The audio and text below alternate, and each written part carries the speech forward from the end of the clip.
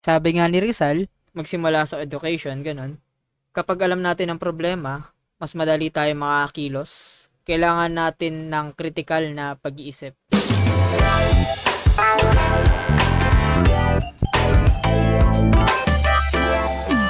Hey listeners! Welcome to episode 4 of Fiesta Chat.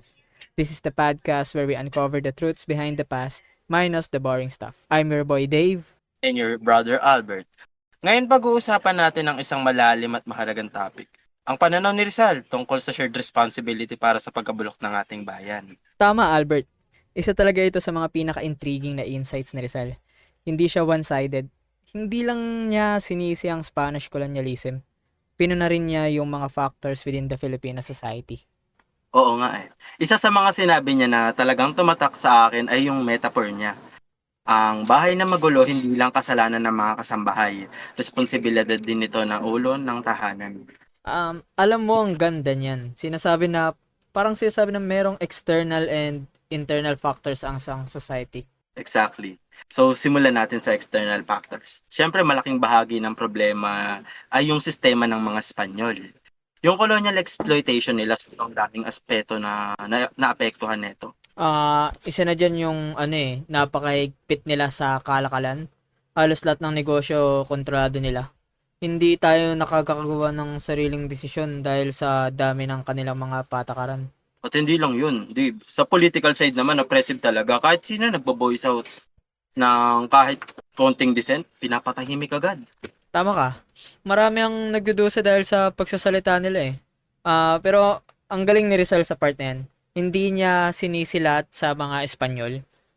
Tiningnan din niya yung mga internal issues nating bilang mga Pilipino. Isa na dun yung pagtanggap natin ng corruption, no? Imbis na labanan natin, parang nasanay na tayo.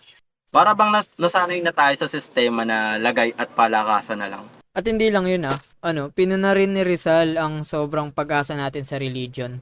Hindi naman siya against sa religion pero nakita niya na maraming Pilipino yung umaasa lang sa dasal imbis na gumawa ng konkretong aksyon. Tama, ipasok pa natin sa usapan yung suppression of education, no? Sinadya ng mga Espanyol na hindi tayo turuan para mapanatili tayong mangmang at maging kontrolado nila. Kaya nga nag-focus si Rizal sa edukasyon eh.